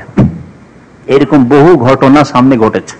জেনাকার জেনা করেছে যৌবনকালে বিবাহ করার আগে, তারপরে সে বিবাহ করলো, 20 বছর পরে তার সাবালিকা মেয়ে ধর্ষিতা হয়েছে পাটের জমিতে 3 জন ছেলে দিয়ে। কাছের শোনা ঘটনা, একেবারে শোনা ঘটনা, দেখার মতো। ওই গ্রামের লোকেরা এসে আমার কাছে বর্ণনা করলো যে এরকম ঘটনা ঘটেছে। তার বাল্য জীবনে ওই ছেলের বাল্য জীবনের ঘটনা জানতো। বাল্য জীবন মানে সাবালক প্রথম দিকে হওয়ার সময় এক গরিব মেয়ের সাথে এইরকম আচরণ করেছিল, যার শাস্তি আল্লাহ 20 বছর পরে দিলেন। এইরকম ভয় একজন মুমিনের অন্তরে থাকা যে আমি যদি জিনা করি তাহলে আমার মেয়ে খারাপ হবে, আমার বোন খারাপ হবে, আমার মার চরিত্র খারাপ হবে, না হয় আমার খালার চরিত্র খারাপ হবে, আমার কলঙ্ক হবে, যে কোনো দিক দিয়ে হোক না কেন আমার উপর এরকম বালা মুসিবত আসবে। বা আমাকে যেসব রোগ হচ্ছে বলেন, এইডস এর রোগ, আল্লাহর গজব আসতে, এইডস এর রোগের মাধ্যমে আল্লাহর গজব আসতে পারে, আমার শরীরের অঙ্গ পচে সরে যেতে পারে, হ্যাঁ, আমাকে কুষ্ঠ রোগ হয়ে যেতে পারে। আর আমি একজন চেনে মৌলভী সাহেবকে, আমাদের দেশের মৌলভী সাহেব তো অনেক চরিত্রহীন আছে, আছে না? এক মৌলভী সাহেব বিবাহ শাদী করলো লাভ ম্যারেজ করে, তারপরে বক্তব্য, ওই বক্তব্য পড়া বুঝেন মনে হয়, বক্তব্য ওই যে মেয়ে ছেলেদেরকে বাচ্চা কোরআন পড়ায়, ও পড়ার পর তো ওখানে গিয়ে কলঙ্ক করেছে। তারপরে আল্লাহ পাকের গজব দেখুন, গোটা শরীর তার সাদা হয়ে গেছে। এই রোগ গোটা শরীর, চেহারা, মাথা থেকে শুরু করে পা পর্যন্ত সাদা হয়ে গেছে। কি আল্লাহর গজব! মাত্র 35 থেকে 40 বছর বয়স হবে, তার বেশি নয়। তাহলে এই ভয় করা যে আমি যদি পাপ করি, আমি যদি ফরজ ওয়াজিব আদায় না করি, আমি যদি রোজার দিনে খাই, আমি যদি আমার যাকাত না দিই, তাহলে আল্লাহর গজব আসবে। যাকাত না দিই তো আমার বাড়ি চুরি ডাকাতি হবে, না হয় এয়ারপোর্ট থেকে যাবো তখন ছিনতাই হবে। এগুলি ভয়, কার ভয় এটা? আল্লাহর ভয়। এই আল্লাহর ভয় কি? এটি ইবাদত। তাহলে এই ভয়, আল্লাহর সম্পর্কে ভয় রাখা, এটি ফরজ ইবাদত। কিন্তু যদি আল্লাহ ছাড়া অন্যকে ভয় করেন এই ক্ষেত্রে, তাহলে হবে শিরক। যেমন বললাম ফকির মাজারের উদাহরণ দিয়ে যে বললাম, এটা শিরক। তো ভয় যে ইবাদত, এটা বোঝার জন্য এই উদাহরণগুলি দিলাম। ঠিক তেমনি আশা আকাঙ্ক্ষা রাখা হচ্ছে ইবাদত। কিন্তু কিছু আশা আকাঙ্ক্ষা আছে, সীমিত আশা আকাঙ্ক্ষা, যে আশা আকাঙ্ক্ষা মানুষের পূরণ করতে পারে। যে এই কাজটি মনে হয় ওই লোকটি দিয়ে হতে পারে, ওই লোকটার পরিচিতি বেশি আছে, সুতরাং ও আমার এই কাজটাতে সহযোগিতা করতে পারে, আশা আকাঙ্ক্ষা, তার সাথে আশা রাখা, তাহলে এটি জায়েজ, যেটা করতে পারবে সীমিত ক্ষেত্রে। কিন্তু এমন আশা আকাঙ্ক্ষা, যে আশা আকাঙ্ক্ষা পূরণের ক্ষমতা মানুষকে দেওয়া হয়নি, পুলসেরাত পার করে দেওয়ার আশা আকাঙ্ক্ষা, এটি কার কাছে রাখতে হবে? আল্লাহ পাকের কাছে। জান্নাত দেবেন কে? এই আশা কার কাছে? গুনাহ খাতা মাফ করে দেবেন কে? এই আশা কার কাছে? আল্লাহর কাছে। যদি এই আশা আকাঙ্ক্ষা কোন পীরের কাছে, ওলির কাছে রাখে, যে পীর যদি ধরি তো পীর একা আমাকে পুলসেরাতের এপারে রেখে ওপারে চলে যাবেন না, সাথে নিয়েই পুলসেরাতের উপরে উঠবেন, ঠিক না? এই আশা যদি কেউ রাখে, এই আশা শিরক। কেউ যদি এই আশা রাখে যে পীরে কিবলা জান্নাতের দরজায় গিয়ে বলেন আমি একাই যাব না, আমার মুরিদদেরকে দেন তাহলে যাব, জি, এসব কথাবার্তা আছে ওদের কিতাবে, তাহলে হচ্ছে শিরক। জান্নাতের মালিক একমাত্র আল্লাহ, জাহান্নামের মালিক একমাত্র আল্লাহ, মাগফিরাত মার্জনের মালিক একমাত্র আল্লাহ। তাহলে এই সব আশা আকাঙ্ক্ষা একমাত্র আল্লাহ পাকের কাছে রাখতে হবে। কোন মানুষের কাছে রাখা, সে নবী হোক, ওলি হোক, সে শিরক। তাওয়াক্কুল, ভরসা, আস্থা, ভরসা রাখা, আল্লাহ ছাড়া অন্যের উপর ভরসা রাখা কি? শিরক। এবং আল্লাহর উপর ভরসা রাখা ইবাদত। ইবাদতের বিপরীত হচ্ছে শিরক। আল্লাহ ছাড়া অন্যকে দিয়ে দেন তো তা হবে শিরক। একমাত্র আল্লাহর উপর ভরসা রাখতে বলছেন, ওয়া আলাল্লাহি ফাতাওয়াক্কালু। আল্লাহ বলছেন ওয়া আলাল্লাহি ফাতাওয়াক্কালু, দলিলগুলি পরে আসছে। আল্লাহর উপরে একমাত্র ভরসা রাখো। ভরসার উদাহরণ দিই, প্রত্যেকে আমরা চাকরি করছি, এই চাকরি মোটামুটি স্থায়ী 10 বছর আপনার থাকার ইচ্ছা আছে, এসছেন সৌদি আরবে অনেক টাকা খরচ করে, 10টা বছর থাকার ইচ্ছা আছে, আশা রাখছেন। কার কাছে আশা রাখবেন? আল্লাহর কাছে। পীরপন্থী কেউ যদি থাকে, ভিসা লাগিয়ে আমি গিয়েছিলাম, আমার পীরে কিবলার সাথে দেখা সাক্ষাৎ করে এসেছি, আর তার কাছে আশা রাখি তিনি আমার এই চাকরি টিকাবেন, তাহলে এটা কি হবে? তার উপর ভরসা তার উপর, যে আমার চাকরির কোন রকম ঝুঁকি আসলে পীর কিবলা আছেন, ওর উপর ভরসা আছে, শিরক। আচ্ছা, যারা তাবিজ বাঁধেন, তাবিজ হাতে গলায় তাবিজ রাখেন, তাদের ভরসা তাবিজের উপর। তাবিজ ছেড়ে নেন। দেখেন কয়েকদিন আগে এক ভাই এরকম তাবিজ নিয়ে এসেছিল। তাবিজ প্রায় এরকম আসতে থাকে, তো তাবিজ ছেড়ার সাথে সাথে ভয় কাঁপতে শুরু হয়েছে। আমি এরকম দেখেছি আলবাদিয়া জামে মসজিদে একদিন বক্তব্য করলাম, কিতাব তাওহীদ দাস, এক বছর আগে, 2-3 বছর হলো। তারপরে এক ভাইয়ের হাতে তাবিজ ছিল, তাবিজেরই বক্তব্য করলাম। তো বেচারা এসে বললো যে আমার কাছে তাবিজ আছে, কিন্তু হুজুর খুব ভয় লাগছে, ছেড়ে দিতেও ভয় লাগছে। তাই বলে আমি ছেড়ে নিচ্ছি, আপনি ছেড়ে দিন, আমি ছেড়ে নিচ্ছি। আমি ছেড়ে নিলাম, ছেড়ে নেওয়ার পর থরথর করে কাঁপতে শুরু করছে। এত ভয় তার যে তাবিজ গেল আমি গেলাম, তাবিজ গেল আমি গেলাম, ভরসা কার উপর? তাবিজের উপর। শিরক। আল্লাহর উপর ভরসা, আল্লাহর উপর ভরসা করো। কেউ মারতেও পারে না, কেউ জীবন দিতেও পারে না, কেউ 1 মিনিট আপনার বয়স বাড়াতে পারে না, কেউ কমাতে পারে না। কেন তাবিজের উপর ভরসা? আল্লাহর উপর ভরসা কোথায়? বলছেন যে কমপক্ষে যখন তাবিজটা ছিনিয়ে নিন তাকে ফাঁক ফাঁক দিয়ে দেন, কমপক্ষে না হলে বাঁচবো না। বুঝতে পারছেন? এই হচ্ছে অবস্থা। তাওয়াক্কুল, ভরসা, আল্লাহ ছাড়া অন্যের উপর ভরসা। আল্লাহর উপর ভরসা থাকতে হবে যে আল্লাহ যদি রিজিক রাখেন সৌদি আরবে 10 বছর, তাহলে কোন শক্তি আমার এই রিজিক কেড়ে নিতে পারবে না। আর আল্লাহ যদি না রাখেন তো কোন শক্তি আমাকে রাখতে পারবে না, আমার মালিক পর্যন্ত রাখতে পারবে না। কত মালিক আছে, কোম্পানি শেষ হয়ে গেল, ক্লোজ হয়ে গেল, তার গুরবাতে জারিয়া শেষ, চেম্বার অফ কমার্স শেষ, সব শেষ, তার মস্ত শেষ। থাকবেন কোথেকে আপনি? রাখবে কোথা থেকে মালিক? আপনার মালিক হয়তো জেলখানায় আছে না এরকম, তাহলে কোথা থেকে রাখবে? মালিকই কোথায় রাখবে আপনাকে? ও মালিকের মালিক আল্লাহ পাক রব্বুল আলামিন, তার কারখানার ফয়সালা হয়ে গেছে যে আপনার মালিকই থাকবে না, একামান্না বায়ানে তাজদিদি হবে না, রিনওয়াল হবে না, থাকবেন কোথেকে আপনি? তাহলে মালিকের ভরসা করা। অনেকে ফোরম্যান সুপারভাইজার ভরসা করে, যে কে যদি মাসের মাস কিছু ঘুষ, বিশেষ করে এই যে কোম্পানিগুলো আছে ক্লিন কোম্পানি, এই ঘুষ সিস্টেম খুব চলছে। ফোরম্যানকে ঘুষ দিয়ে দেন আর এলাকা এলাকায় কাজ করেন, আপনি ঘরে ঘরে কাজ করেন, কোনো অসুবিধা নেই। আর ফোরম্যানকে ঘুষ না দিলে একটা হরকত করতে দিবেন না আপনার উপরে, এমন তেল মাসে দেয় আর বাসায় বাসায় গিয়ে কাজ করে। ফোরম্যান সুপারভাইজার পর যদি ভরসা থাকে যে এইভাবে যদি আমি কিছু ঘুষ দিয়ে ফোরম্যান আর সুপারভাইজারকে রাজি রাখি, তাহলে আমি এই কোম্পানিতে কিছু কাল টিকে থাকতে পারবো, বেশ কিছুদিন থাকতে পারবো, তাহলে আল্লাহ ছাড়া অন্যের উপর ভরসা। তো ভরসা হচ্ছে ইবাদত একরকম। ওর রাগবাহ, আগ্রহী হওয়া, আগ্রহী হওয়া হচ্ছে ইবাদত। এমন আগ্রহী হওয়া যে আগ্রহে আপনি পাবেন কিছু, এই আশা, আর এমন কিছু পাবেন যেটা অসীম। আল্লাহ পাক রব্বুল আলামিন ইচ্ছা করলে আপনাকে সবকিছু দিতে পারেন এবং দিচ্ছেন। একটা গরিবের ছেলে আল্লাহ পাক রব্বুল আলামিন কিছু দিয়ে দিচ্ছেন। একজন অসুস্থ, মরে যাওয়া অবস্থা, একবারে আল্লাহকে সুস্থ করে দিলেন, দীর্ঘদিন তারপরে বেঁচে থাকলেন, 40 বছর, 50 বছর, 60 বছর, যেটা সে আশাই করতে পারছিল না। তো আগ্রহী হওয়া ইবাদত। আর রাহবা, এইরকমই ভীতি, ভয়, খৌফ মানেও ভয় আর রাহবা মানেও ভয়। এই দুই ভয়ের মাঝে পার্থক্য আছে, যে পার্থক্য দলিলগুলি আসছে তখন বর্ণনা করবো ইনশাআল্লাহ। ওয়াল খুশু, বিনয়ী হওয়া, বিনয় হচ্ছে ইবাদত। সুতরাং বিনয় হইতে হবে একমাত্র আল্লাহর কাছে। আমরা রুকুতে বিনয়ী হই, সিজদাতে বিনয়ী হই, মানুষের সামনে যদি এরকম কেউ বিনয়ী হয়ে দাঁড়ায় তাহলে হচ্ছে শিরক। কবর মাজারে গিয়ে, এমনকি নবী করিম সাল্লাল্লাহু আলাইহি সাল্লামের মোবারক কবরের সামনে গিয়ে অনেকে নামাজের মতো করে দাঁড়ায়, নামাজে দাঁড়ায় এই নাভির নিচে হাত মেলে এরকম করে দুরূদ পেশ করে, বুঝলেন, সালাম পেশ করে। এটি হচ্ছে খুশু, এটি হচ্ছে বিনয়ী হওয়া, যা আল্লাহ ছাড়া অন্য কারো সামনে জায়েজ নাই, শিরক। আপনি বিনয়ী হয়ে দাঁড়াবেন, ঝুঁকে দাঁড়াবেন একমাত্র আল্লাহ পাক রব্বুল আলামিনের কাছে। তাহলে নামাজের মতো হয়ে কোথাও আপনি দাঁড়াবেন না। এইরকমই যেখানে কাবা ঘর আল্লাহর ঘর, কাবা ঘর থেকে ফেরার সময় পিছপা হয়ে আসা, পাছা দেখিয়ে নাই, করে না? দেখেছেন? দেখেননি, কিন্তু আমি দেখেছি। মক্কাতে বহু লোক করে। কারা করে? যারা মাজারে করে আগে থেকে অভ্যাস আছে, যারে আজমিরে গিয়ে, আটরশিতে গিয়ে, আর বিভিন্ন মাজারে গিয়ে, দেশে যে চিটাগাঙে গিয়ে, ওইসব মাজারে গিয়ে, শাহজালালে গিয়ে, ওখানে গিয়ে পীর দেখায় না, পীর কিবলাকে এইভাবে সরছেন, তাই না? তো এইরকম ভাবে আসেন, তো কাবা শরীফকে কেমন করে পিঠ দেখাবো? এ হচ্ছে বিনয়ী হওয়া। কি জন্য করছেন বিনয়ী? আপনি বিনয়ী, আপনি তো মাজারের কাছে যদি বিনয়ী হন তাহলে শিরক।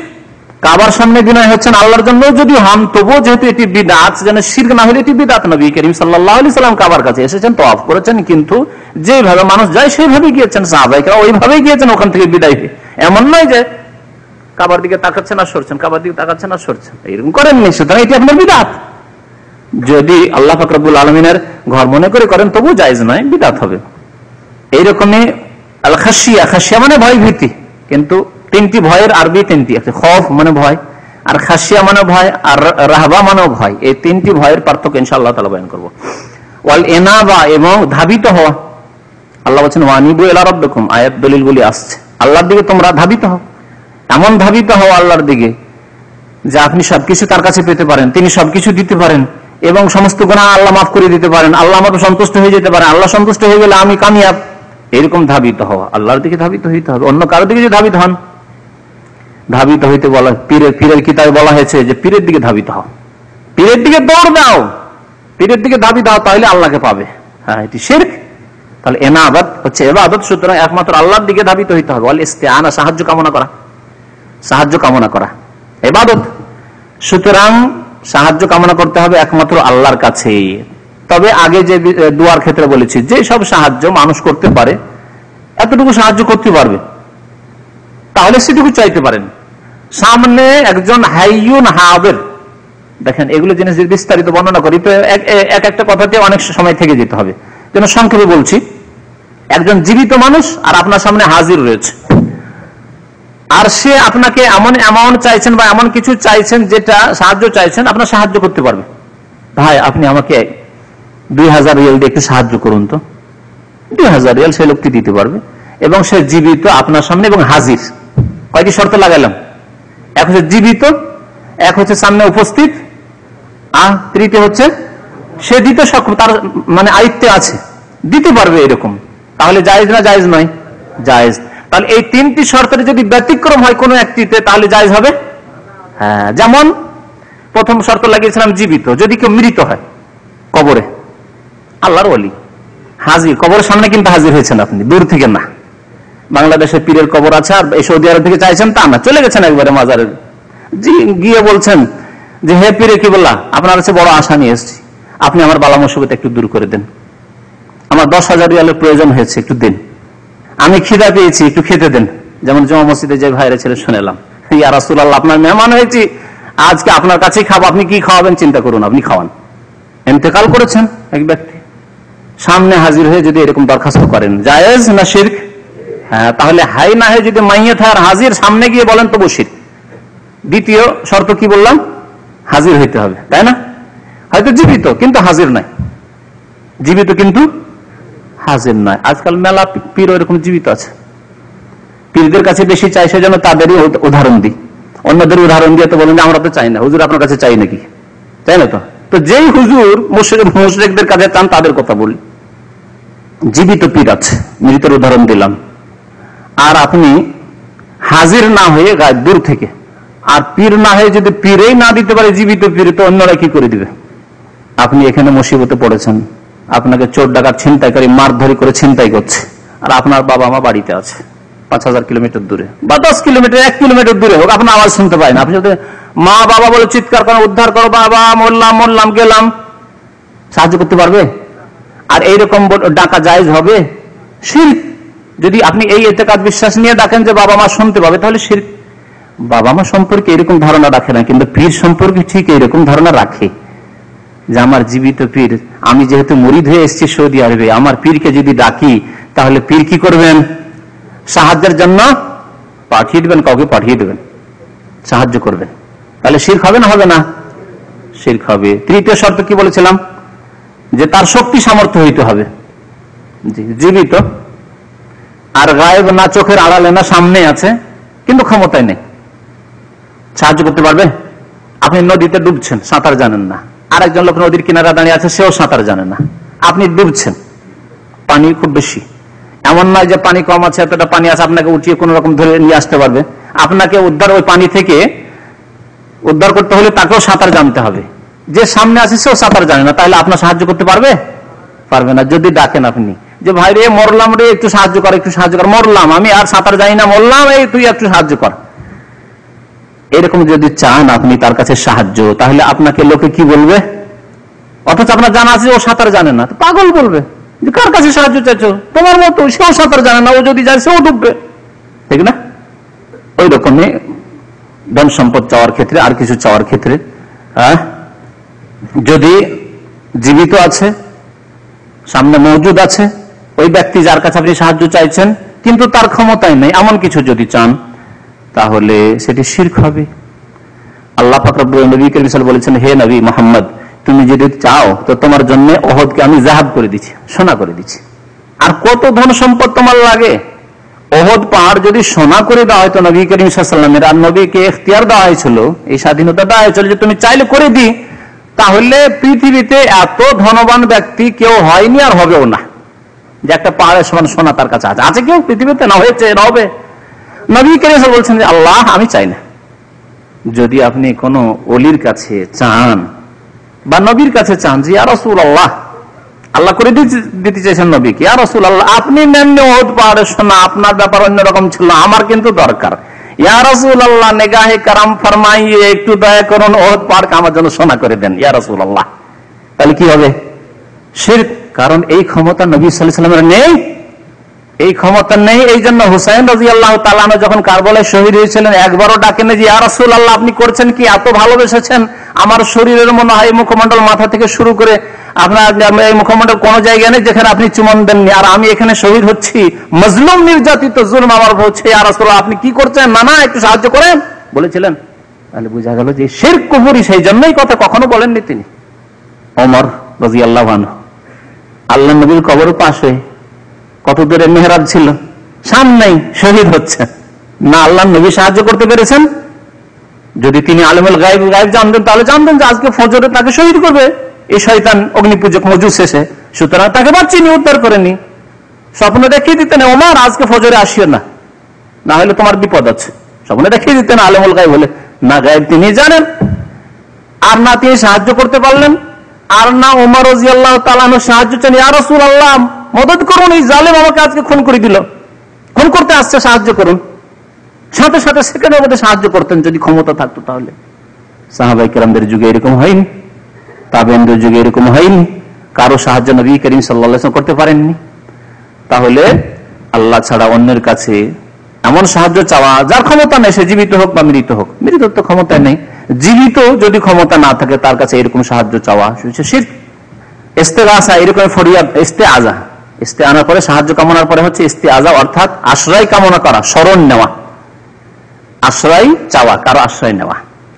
যদি এমন আশ্রয় হয় যেটি মানুষ আশ্রয় দিতে পারে না তাহলে শিরক। তবে কিছু ক্ষেত্রে আছে আশ্রয় দিতে পারে। একজন লোককে মানুষ মারার জন্য তাড়াচ্ছে, ও পালাতে পালাতে গিয়ে একজন বড় চৌধুরীর বাড়িতে, জমিদারের বাড়িতে বা মন্ত্রীর বাড়িতে গিয়ে ঢুকে পড়ল, পুলিশ পাহারা লেগে আছে, বা থানায়, মন্ত্রী আর এর বাড়ির কথা কেন বলি, থানায় মারতে যাচ্ছে, ও পালাতে পালাতে গিয়ে। আমাদের দেশে ট্রাকওয়ালা যারা অ্যাক্সিডেন্ট করে তারা কি করে, ট্রাক বাসওয়ালা, দেখেছেন এরকম? আমি দেখেছি একবার বাসে ছিলাম, আর সে বাস হঠাৎ করে একটা লোক অ্যাক্সিডেন্ট করে দিল। লোকটা পরে শুনলাম যে বেঁচে গেছে, কিন্তু লোকটা দেখলাম যে সাইকেল থেকে পড়ে গেল, ধাই করে পড়ে গেল। আমি তো ইন্না লিল্লাহি ওয়া ইন্না ইলাইহি রাজিউন, লোকটি মারা গেল। বাসের ড্রাইভার যে বাস ছাড়লো আর কোথাও থামাথামি নেই, থামে না, এত জোরে চালায়, মনে হচ্ছে আরো দু এক জায়গায় মনে হচ্ছে আরো একটা বাসকে ট্রাককে অ্যাক্সিডেন্ট করবে, মানে ভয়ে পালাচ্ছে তো, ও আরো যাকে তাকে মারবে এরকম অবস্থা। যাই হোক কোন রকম বেঁচে বাস স্ট্যান্ডও দাঁড়ালো না, কোথাও দাঁড়ানো, সরাসরি গিয়ে থানার মধ্যে ঢুকিয়ে দিল গাড়ি। থানার বাইরেও দাঁড় করলো না, থানার ভিতরে ঢুকিয়ে দিল গাড়ি। তো এই যে থানার ভিতরে ঢুকিয়ে দিল, গিয়ে সে ভিতরে ঢুকে পড়লো বাস থেকে নেমে। কি জন্য? আশ্রয় নিল না, শরণ নেওয়া, আশ্রয় নিল। কার? পুলিশের আশ্রয় নিল, যে পুলিশ বাঁচাও। পুলিশের ক্ষমতা আছে বাঁচাবেন না নেই এখানে? ওই লোকগুলি আমাদের দেশে গণপিটনি, এরকম অ্যাক্সিডেন্ট হলে কি হয়, পাইকারি হারে মার খেতে হয়, সরকারি মার। হ্যাঁ, তো এই ধোলাই থেকে বাঁচার জন্য আশ্রয় নিল, আশ্রয় দিতে পারবে পুলিশ, তার এটি জায়েজ না জায়েজ নাই? জায়েজ।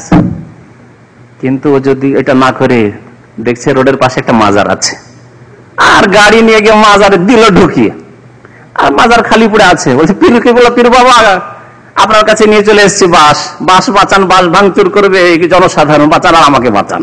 জায়েজ? শিরক। কারণ সেই কবর আল্লাহ না ওর বাস গাড়ি বাঁচাতে পারবে, না ওকে বাঁচাতে পারবে। শিরক। আশা করি বুঝতে পারছেন, তাই না? তাহলে শরণ নেওয়ার ক্ষেত্রে, আশ্রয় নেওয়ার ক্ষেত্রে যদি কোনো মানুষ আশ্রয় দিতে পারে তাহলে তার কাছে আশ্রয় নেওয়া যেতে পারে। আর এমন কোন কাজের ক্ষেত্রে যেই ক্ষেত্রে সাধারণত মানুষের ক্ষমতাই নেই আশ্রয় দেওয়া, সেই ক্ষেত্রে আশ্রয় নেওয়া হচ্ছে ইবাদতের একটি কিসিম প্রকার। সুতরাং একমাত্র আল্লাহর কাছে আশ্রয় নিতে হবে। জিন থেকে আশ্রয় চাইছেন, আল্লাহ জিন থেকে বাঁচাও। যদি আপনি বলেন ইয়া রাসূলুল্লাহ আমাকে জিন থেকে হেফাজত করো, হে তাবিজ, তাবিজ রেখেছি, আমার জিনে কোনো ক্ষতি করতে পারবে না, আল্লাহ ছাড়া অন্যের কাছে আশ্রয় নাও। পীরে কি বলা, আমাকে জিন শয়তান চোর ডাকাত থেকে বাঁচিয়ে রাখো, শিরক। এইরকম হচ্ছে ইস্তেগাসা। ইস্তেগাসা মানে ফরিয়াদ করা। ফরিয়াদ করা কাকে বলে? ফরিয়াদ শব্দটি ফার্সি, ইস্তেগাসা আরবি। কোন মানুষ বিপদে পড়ে গেছে, হাবুডুবু করছে বিপদে, উপায় নেই, নিজে আর বাঁচতে পারছি না, তাহলে অন্য কারো কাছে উদ্ধার কামনা করা। এই ক্ষেত্রে যদি দেখা যায় যে মানুষ উদ্ধার করতে পারবে, সাহায্য করতে পারবে, এমন সীমিত কিছু ক্ষমতার ব্যাপার স্যাপার রয়েছে, তাহলে চাওয়া জায়েজ রয়েছে। কিন্তু যদি দেখা যায় যে না, এমন সাহায্য কামনা যেটি মানুষ করতে পারে না, তাহলে একমাত্র আল্লাহর ইবাদত, এটি হচ্ছে আল্লাহর ইবাদতের একটি কিসম, সুতরাং একমাত্র আল্লাহর জন্য করতে হবে। মুসা আলাইহিস সালামের জামানায় একটি মুসা আলাইহিস সালামের বংশের লোক, তাকে ফিরআউনের বংশের এক লোক মারছিল মিশরে, দুপুরের সময়। মুসা আলাইহিস সালাম যাচ্ছেন রাস্তা দিয়ে, তখন ওই ব্যক্তি যে মুসা আলাইহিস সালামের বংশের বনী ইসরায়েলের লোক কি করেছিল জানেন? এখানে ইস্তেগাসা শব্দটি আল্লাহ উল্লেখ করেছে। তার বংশের লোকটি ফরিয়াদ করলো মুসাকে যে মুসা বাঁচাও, এই যে কিবতী ফিরআউন বংশ, তার একটা ক্ষমতা আছে, আমি হচ্ছে রাজ পরিবারের লোক, ক্ষমতা নেই? ভাই আজকাল যদি আওয়ামী লীগ বিএনপিদের পার্টির লেভেলে এত ক্ষমতা থাকে, যে পার্টির লেভেলে খুন করে দিলে কোনো বিচার হচ্ছে নাকি? পার্টির লেভেলে কত খুন হচ্ছে, কোনো বিচার নেই, কিন্তু আব্দুর রহমান বাংলা ভাইয়ের বিচার হয়ে গেল চট করে, 2-4-5টা লোককে খুন করাতেই এত বিচার হয়ে গেল। কিন্তু আওয়ামী লীগ বিএনপি যে খুন করে রেখেছে, হাজার হাজার খুন করে রেখেছে, কোনো বিচার আছে না? হবে? আল্লাহ ছাড়া কারো কাছে বিচার হবে না এগুলি। তাহলে ওই ফিরআউনের বংশের লোক, ওর একটা ক্ষমতা আছে, মারছে ধরে ওই বনী ইসরায়েলের ওই দুর্বল মানুষকে। মুসাকে দেখে সাহস বেড়ে গেছে। মুসা আলাইহিস সালাম আল্লাহর নবীদেরকে আল্লাহ পাক ওইরকম শক্তিশালী করে তৈরি করতেন, আর খুব শক্তিশালী মানুষ ছিলেন মুসা আলাইহিস সালাম। মুসা আলাইহিস সালামকে পেয়ে বলছেন যে বাঁচাও মুসা। তাহলে এই বাঁচাও যে বললেন, ফাস্তাগাসাহু, জায়েজ না জায়েজ নয়? জায়েজ। ভাই একটা লোককে মারছে, এটা লিমুজিন ড্রাইভারকে, এখানে অনেক সময় দেখা যায় মারছে, ভাইয়েরা আপনারা বাঁচান, আমাকে বাঁচান, যদি চাই তো জায়েজ আছে না? জায়েজ আছে। দুজন মারছে, 10 জন এসে ওদেরকে ধাক্কা দিয়ে তাড়িয়ে দেবো ওখান থেকে, জায়েজ আছে। কিন্তু যদি ওই ব্যক্তি বলে যে মা গো বাঁচাও বাংলাদেশ থেকে, আর মনে করে যে মা আমার বাঁচাতে পারে, তাহলে শিরক। আর যদি পীর ভক্ত হয়, হ্যাঁ, হে পীরে কি বলা বাঁচাও, তাহলে শিরক। লিমুজিন ভাই মার খাচ্ছে বা কোনো ব্যক্তি মার খাচ্ছে, এখানে ডাকছে তার ওই শাহজালালকে বা আটরসিকে ডাকছে, তো শিরক হবে না? শিরক। তো ফরিয়াদ যখন করলো ওই ব্যক্তি, মুসা আলাইহিস সালাম গিয়ে দেখছে যে জালেম ও মারধর করছে, সুতরাং ওই ব্যক্তিকে দূরে সরাবার জন্য একটা ঘুষি দিয়েছিলেন, একটা ঘুষি। আমাদের ঘুষিতে কিছু হবে না, মুসা আলাইহিস সালামের ঘুষিতে কি হইলো? আল্লাহ বলছেন ফাকাজা আলাইহি, ওর কাম শেষ করে দিল। ফাকাজা আলী, ওর ফয়সালা করেই দিল, মত হয়ে গেল, মরে পড়ে আছে, এ তো পালিয়ে গেল। একটা ঘুষিতেই নবী মুসা আলাইহিস সালামের ঘুষিতে মরে গেল। পরের দিন আর এক ঘটনা ঘটেছে, যে ঘটনা লম্বা করছে না, সময় শেষ হতে যাচ্ছে। তো মুসা আলাইহিস সালামকে শেষে মিশর ছেড়ে পালাইতে হলো। যখন ফেরাউনের কাছে খবর পৌঁছে গেল, প্রথম দিন জানতে পারেনি, দ্বিতীয় দিন ওই বোকা লোক, মানে ইসরায়েল লোক বড়ই মূর্খ লোক ছিল। ওই দিন তো হইলো ঝগড়া, যা হইলো আর বেঁচে গেল সেই দিন। তারপরে আরেকদিন ঝগড়া করছে, এরকম ঝগড়া করছে। মুসা আলাইহিস সালামকে আবার দেখেছে, তখন মুসা আলাইহিস সালাম দেখে, কালকেও তুই ঝগড়া করছিলি, নিজের বংশের লোক হইলি কি হবে, কালকেও দেখলাম, আজকেও একটু হাতকে ওইদিকে বাড়িয়েছে, মনে হয় ওকে একটু সরাবার জন্য। ও ভেবেছে যে আমাকে হয়তো ঘুষি দিতে এলো, কালকে ঘুষি দিতে আমারও শত্রু মারা গেছে, আজকে যদি আমার দিকে একটু হাত দিতে আমি যাবো। তখন চট করে ওর আর খেয়াল নেই বেকুফের যে আমি কি বলছি, বলছে মুসা আতুরিদু আন তাকতুলানি কামা কাতালতা নাফসান বিল আমস, কালকে একটা লোককে মেরেছে, আজকে আমাকে মারতে চাও নাকি? বুঝবেন না, বুঝেন না মনে হয়। হ্যাঁ, কালকে আমার সাথে যে লোকটি লড়াই করছিল, ওই লোকটিকে একটা ঘুষি মারলে ও মরে গেল, আর আজকে মনে হচ্ছে আমাকে মারবে তুমি। এই কথা শুনে ওই যে বিরোধী, ওই যে ছিল ফিরআউনের বংশের, ও কিন্তু শুনে ফেললাম। তাহলে কালকে যে মিশরে খুনের ঘটনাটি হয়েছে, চোর ধরা পড়েনি, কে খুনি ছিল, এ তো মুসাই মেরেছে। মুসা আলাইহিস সালাম যে মেরেছে, কথা ধরা পড়ে গেল। দৌড় দিয়ে গিয়ে ফেরাউনের দরবারে গিয়ে বললো যে বাদশাহ নামদার, আর জানেন, খবর জানেন, কালকে যে খুনের ঘটনা ঘটেছে আর আসামির খোঁজ পাওয়া যায় না, সন্ধান পাওয়া যায়নি, এ তো মুসা মেরেছে, ওর ওই লোক বললো আজকে। ফেরাউন অর্ডার করলো, ধরো মুসাকে, ধরো, কোথায় আছে খোঁজ করো মুসাকে। মুসা আলাইহিস সালামকে একজন লোক এসে বলছে এখন মিটিং হচ্ছে, আর ফেরাউনের বাদশার অর্ডার হয়ে গেছে যে মুসাকে যেখানে পাও ধরে নিয়ে এসো, আর এখনই জাল্লাদকে বলবো জবাই করবে। মুসা আলাইহিস সালাম সাথে সাথে ওখান থেকে উদা হয়ে গেল। 7 দিন 8 দিন সফর করার পরে পৌঁছিলেন এমন একেলা মাদিয়ানে পৌঁছলেন, সেখানে এসে বড় ঘটনা, বিবাহ শাদীর লম্বা ঘটনা, মুসা আলাইহিস সালামের ঘটনা, খুব সুন্দর সুন্দর ঘটনা আল্লাহ পাক রব্বুল কোরআনে কারীমে বর্ণনা করেছেন এবং অনেক শিক্ষণীয় বিষয় আছে। আসল বিষয়ের দিকে ফিরে আসি, ফরিয়াদ করা। তাহলে জীবিত মানুষ যদি সাহায্য করতে পারে তাহলে ফরিয়াদ করা যাবে, তার কুদরতের ক্ষমতার বাইরে থাকলে চাওয়া যাবে না, চোখের আড়ালে থাকলে চাওয়া যাবে না, আর মৃত্যুর কাছে চাওয়া যাবে না। জীবিত এবং সামনে আছে, ওকে ডাকলে আপনার ডাক শুনতে পারবে এবং আপনাকে সাহায্য করতে পারবে, এইরকম সাহায্য চাচ্ছেন তাহলে জায়েজ। আর এর ব্যতিক্রম হলে একমাত্র আল্লাহর কাছে চাইতে হবে। যে কোনো জায়গায় থাকেন, মাঠে, মরুভূমিতে, এয়ারপোর্ট রোডে, মরুভূমিতে, কোনো মানুষ নেই, একজন জালেম এসে আপনাকে খুন করছে, কার কাছে চাইবেন? আল্লাহ তুমি সাহায্য করো, আল্লাহ তুমি হেফাজত করো, ইবাদত। আল্লাহ তুমি উদ্ধার করো, ইবাদত। জবাই করা হচ্ছে ইবাদত। যখন আপনি সন্তুষ্টির জন্য, যে সন্তুষ্ট করব, কাকে সন্তুষ্ট করবেন জবাইয়ের মাধ্যমে? আল্লাহকে সন্তুষ্ট। নেকি নেব এই জবাইয়ের মাধ্যমে, কার কাছে নেকি নেওয়ার আশা রাখবেন? আল্লাহর কাছে। মনের কামনা বাসনা পূরণ করবো, যে আমি এই উদ্দেশ্যে জবাই করছি, গরিব মিসকিনকে খাওয়াবো যাতে করে বালা মুসিবত দূর হয়, তাহলে কার কাছে বালা মুসিবত দূর হয় আশা রাখবেন? আল্লাহর কাছে। কিন্তু যদি ব্যতিক্রম হয় যে খাসি মুরগি জবাই করে খাওয়াচ্ছেন মাজারে গিয়ে, কারণ মাজারে যারা আসে জিয়ারত করতে বা এখানে ওরসে, তাদেরকে যদি খাওয়াই তো পীর কিবলা রাজি হয়ে যাবেন, আর পীর ওলি যদি রাজি হয়ে যান তাহলে আমার মনের আশা পূরণ হবে। তাহলে শিরক। জবাই কার জন্য হলো? পীরের জন্য হলো, ওলির জন্য, কবর মাজারের জন্য হলো। নাজার এইরকম মান্নত মানতে হবে কার জন্য? একমাত্র আল্লাহর জন্য। কেউ যদি মান্নত মানে যে আমি আল্লাহ আমার চাকরিটা যদি ভালো হয়ে যায়, আর বা চাকরি পাননি, ফ্রি ভিসা এসছেন, আপনাদের একটু উদাহরণ দিই, ফ্রি ভিসা এসছেন, চাকরি পাননি, আল্লাহ যদি একটা ভালো চাকরি পেয়ে যায় তাহলে আমি কি করব? আটরশিতে, শাহজালালে বা আজমিরে একটা গরু জবাই করব। তাহলে এর নাম কি? শিরক। আল্লাহ ছাড়া অন্যের জন্য মান্নত করা। মান্নত, আমি আজমিরে 10,000 টাকা পাঠাবো, 1,000 রিয়াল আমি শাহজালাল পাঠাবো, কোন মাজারে পাঠাবো, শিরক। মান্নত যে করলেন আল্লাহ ছাড়া অন্যের জন্য, শিরক। কিন্তু যদি মান্নত করেন যে আল্লাহ আমার চাকরিটা করে দাও, মান্নতের ক্ষেত্রে শর্ত লাগানো ঠিক নয়, যদিও শর্ত লাগালে পুরো করতে হবে, কিন্তু শর্ত না লাগিয়ে যে আল্লাহ যদি চাকরি হয় না হয় এরকম না করে, আল্লাহ তুমি আমার চাকরিটা দাও, চাকরির একটা ব্যবস্থা করে দাও, আমি প্রথম বেতন পেতেই 1,000 রিয়াল মসজিদে দান করে দেবো। কার জন্য মসজিদে দান করছেন?